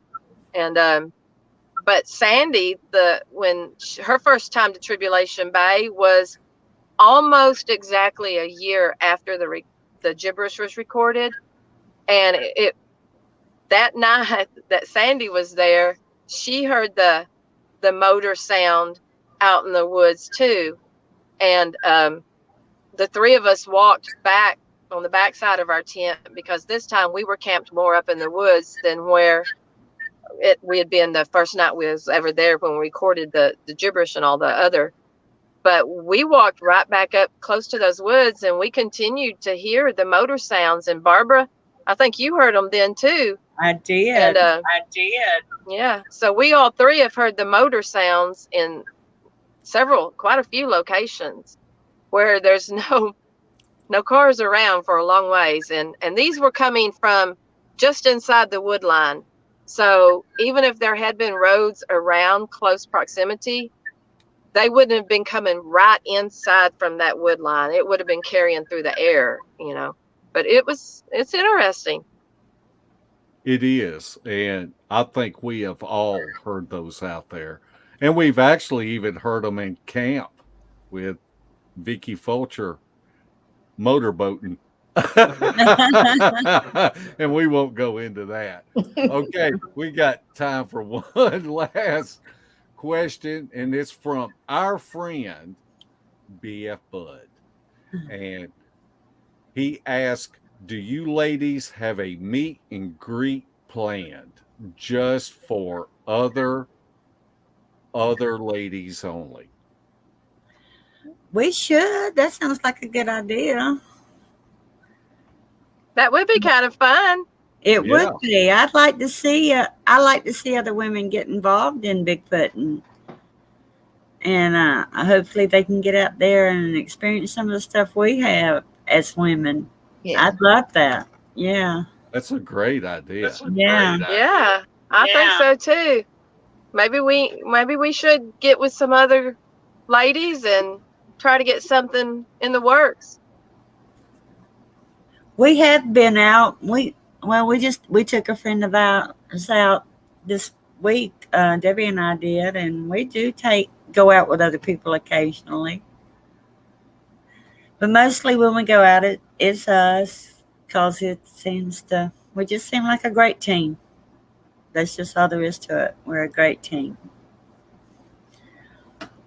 I bet Nightwolf would like to go. He would probably even put on a little house dress. Bless his heart. I'm just kidding, Johnny.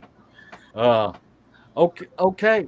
We're about at the end of the time. We've got to tuck Larry into bed here in 5 minutes. Oh, Hey, it's please. 11 o'clock where I'm at. I'm in Georgia. I've been passed out. I'm by like- then. Sandy, why don't you leave us with some final comments? I guess my final comment would be thank you guys for coming and listening to us. We're always so very honored to be asked to be guests anywhere. And anyone that does contribute to our fund needs, you just don't have any idea how much we appreciate it. And I know they say it everywhere, but every dollar helps. We absolutely love what we do.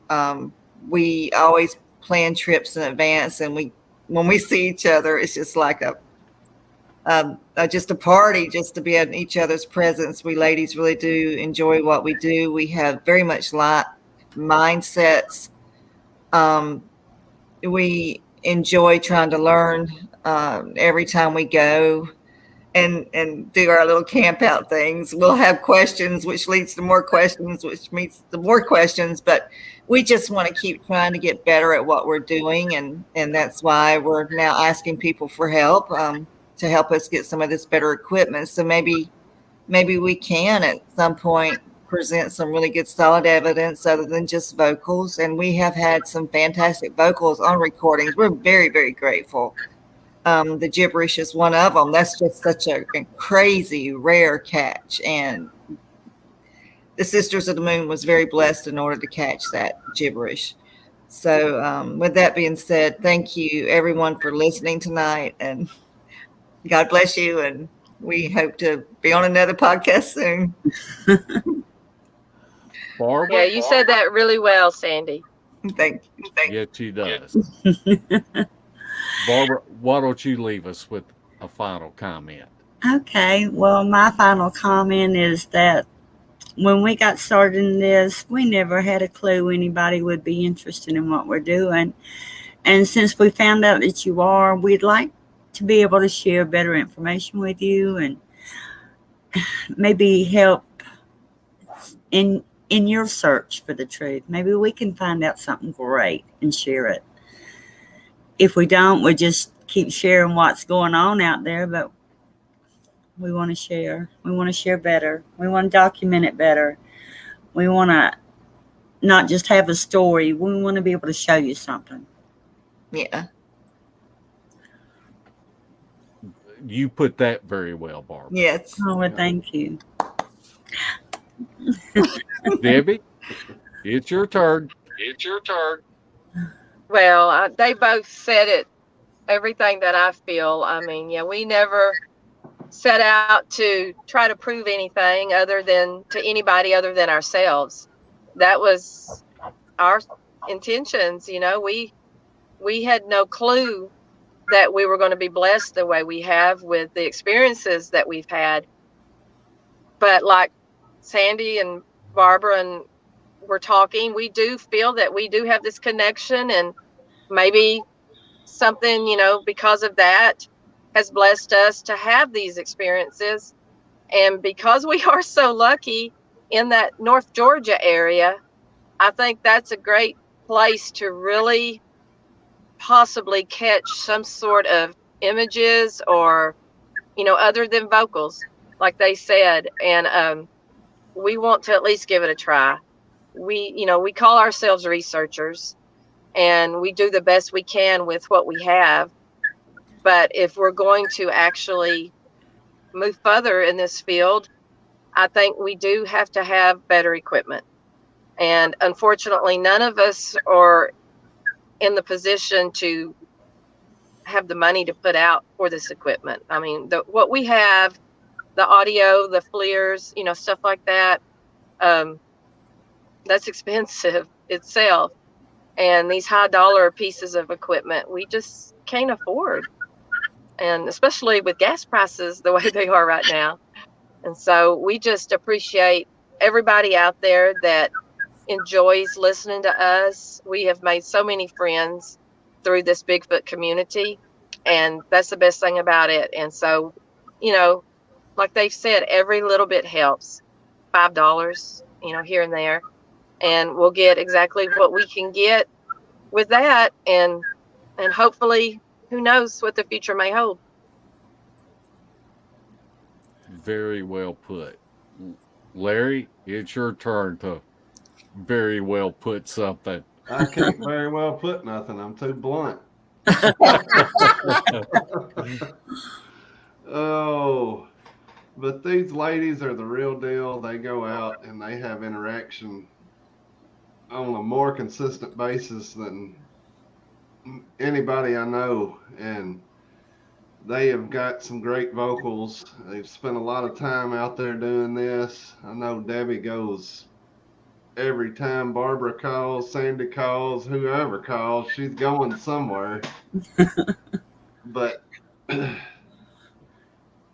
it's kind of like Ric Flair says, whether you like it or not, they got the best deal going right now.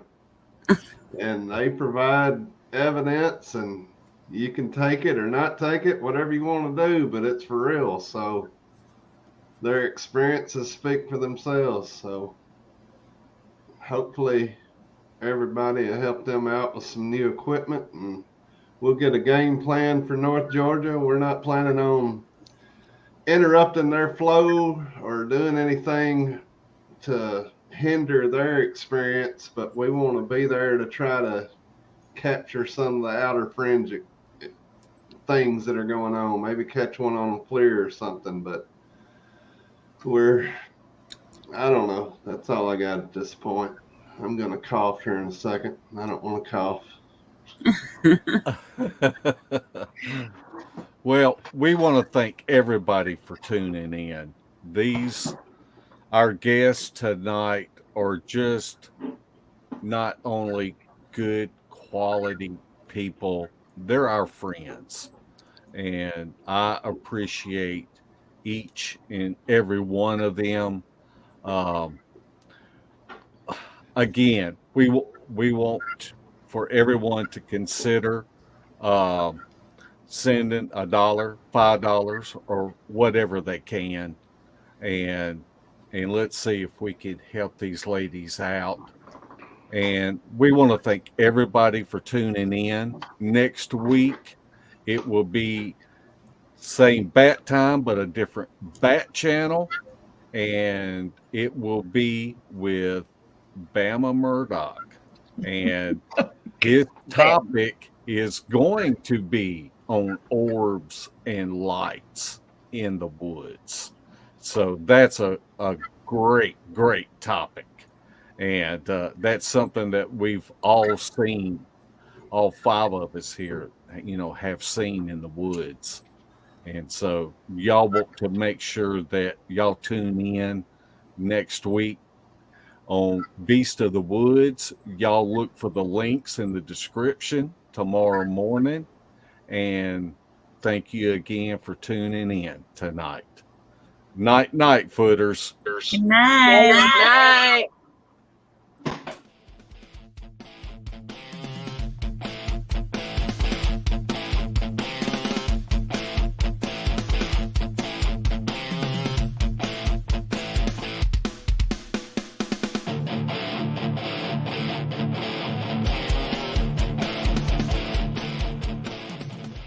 If you would like to support Beast TV, check out our gear.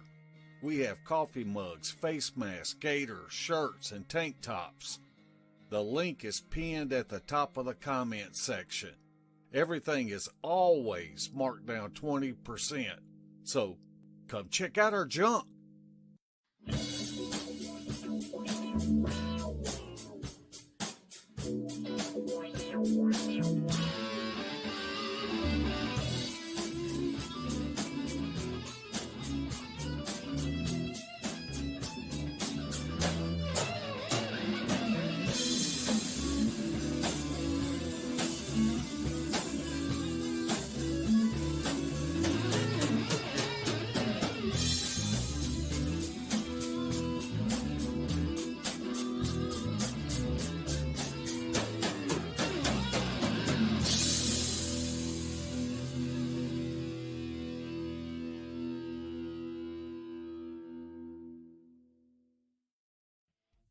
This has been a Sawdust production.